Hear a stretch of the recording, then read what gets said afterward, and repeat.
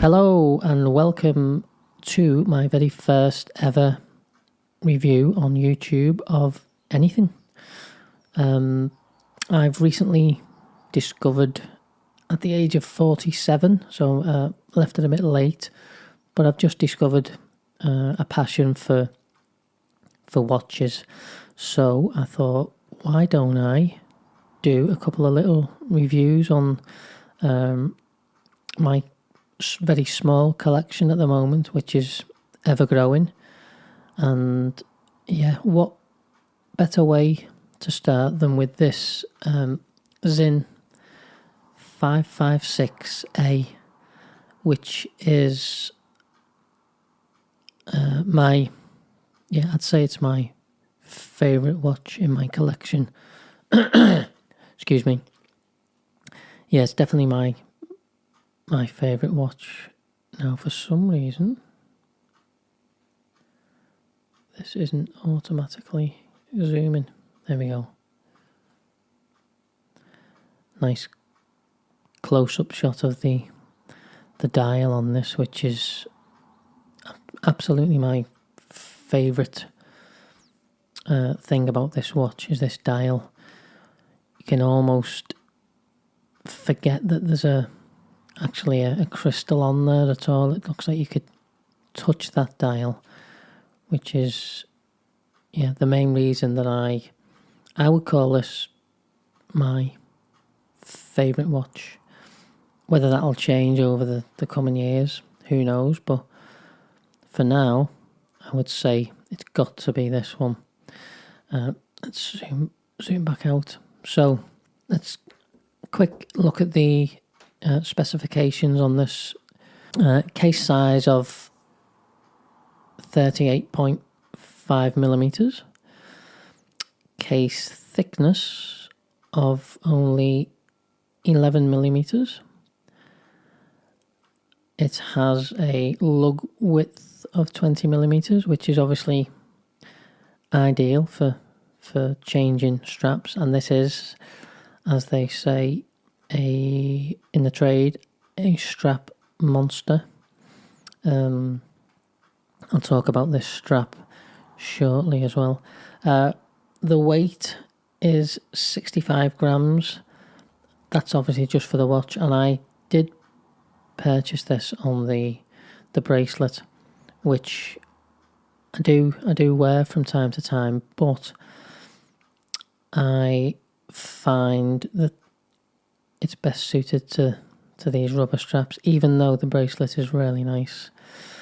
What I'll do now is just I'll stick some close-up shots of me wearing it on the bracelet as well, just so you can get an idea of what it looks like on the bracelet. It is, like I say, quality bracelet. And when I purchased this, I thought, this is going to stay on the bracelet. But I tried it on this, and then there was no looking back then. Back to the specifications. I think I've covered everything.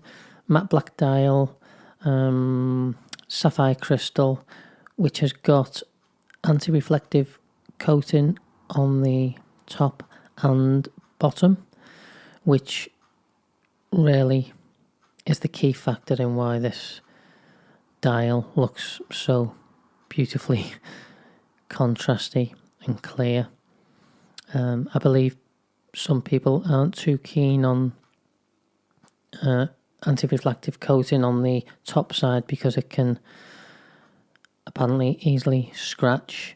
I haven't had that up to now. I do look after me watches, but I thought, well, worst case scenario, if it ever did scratch or it got to the point where it was bothersomely scratched, I could get it wiped off and reapplied. But like I say, certainly no signs of any scratching on it at the moment. And if that is the underlying reason why this dial pops so much, I've got absolutely no qualms about anti-reflective coating on the top side.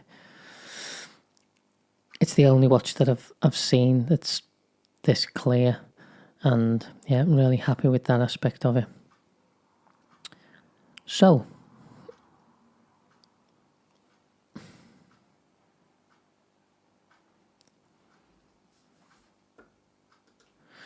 a little bit about Sinn as a watch company.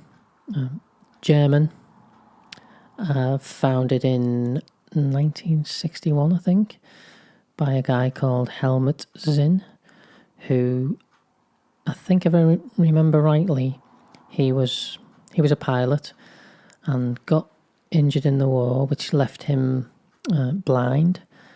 And then later on in life, he trained pilots and also obviously started to make these beautiful watches. And he actually lived to the ripe old age of 101. Only died in 2018. But yeah, he's responsible for this being in my hand now. So really grateful to him for that.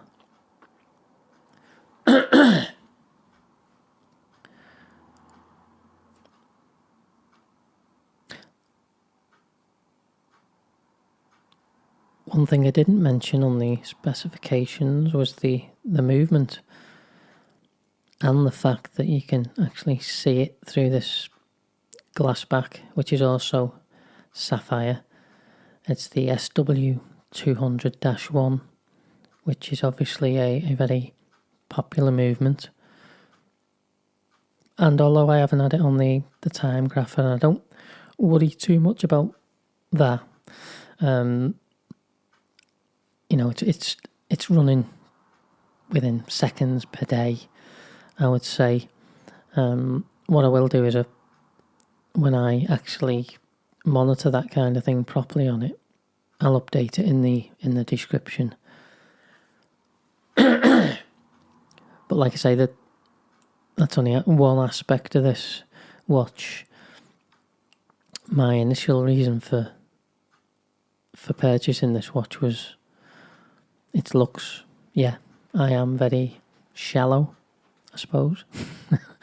But it's certainly the initial reason for me to look at a watch is the way that it looks. And yeah, this is a stunning looking watch with a highly revered movement, Swiss obviously, and a German made automatic watch with a brilliant size for my wrist. Let's stick it on the wrist and then I'll show you what I mean. Oh, I meant to say wristwatch check, and today I'm wearing my Smith's Everest PRS 25 36mm, which sits perfectly on my, I think it's just over 6 inches, my wrist. So I'm fairly limited to watches that I can buy that look okay on my wrist because it's quite small. But yeah, this will be probably my next review. So I'll take that off for now, and let's get this on my wrist and have a little look. Always my favourite part of a review is the wrist shot, because that's the one that will tell me how, or give me an idea of how it might look on my wrist. So here we go, and there she is. I think that's just about perfect for my wrist. I was going to say I don't think I could go any bigger. It is close. It is on the verge of being perhaps a little bit too big, but I don't think so. I think that just wears perfectly. Absolutely hugs the wrist as well. So that 11mm case helps with that, but just the way the lugs kind of curve downwards as well helps towards it. And the lug to lug, I think, is I think it's 47. I'm not too sure, but I think it's 47 millimeters. It certainly doesn't hang over my wrist. So yeah, like I say, I think that's about the perfect size for my wrist. Oh yeah, I was going to tell you about the strap on this. I bought this strap a few years ago for a Samsung smartwatch replacement, £3 off eBay, and I just had it lying around in a drawer. I thought, oh, I'll try that on me Sinn, and it turns out I think it really suits it. I love the colour as well. I think it suits the matte black and the white, and you get that pop of orange. I also like the way the strap is shaped around the lugs like that. I think that's quite unique. Most straps obviously just will be this 20-meter length and then straight down, but this comes out and actually looks like it was possibly made for this watch. Yeah, really like it. I will pop some shots up on another variation of this one. This is the blue strap, exactly the same strap but in blue. Again, £3 from eBay. Here's a red rubber strap that I've got. This is nice, but it's not quite as nice as the others because it doesn't go around the lugs the way the Samsung one does. And the same with this white one. This is a little bit chunkier. It's a nice soft kind of feel to this one. But yeah, I think this is an absolute strap monster, and tend to be wearing it on these. I'll show you the bracelet. This is also obviously a lovely look on the bracelet as well. It just feels that little bit, well, obviously it's heavier, but not quite as comfortable for me. But it doesn't stop me putting it on there for a couple of days now and again. It just suits everything that I put on it. And back to the orange.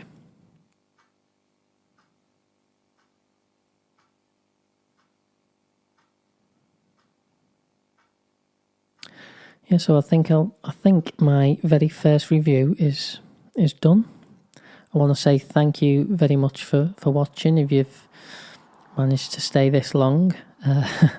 And if you wouldn't mind hitting the like button if you enjoyed it, and consider clicking on the subscribe button, and I think you can turn on the bell icon, which will alert you when I do any more reviews.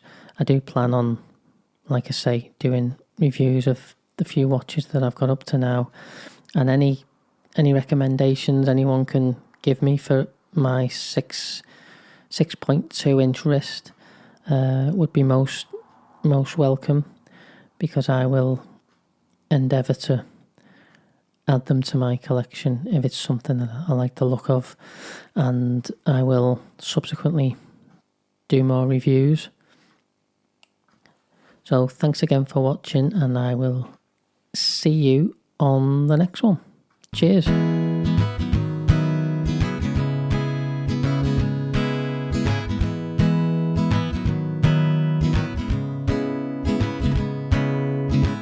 I've got a watch on my wrist. I never knew it could feel like this. Turns out it's not just telling time. It makes me feel like I'm alive. And I don't want to hear that I've spent too much, 'cause I can't put a price on this love.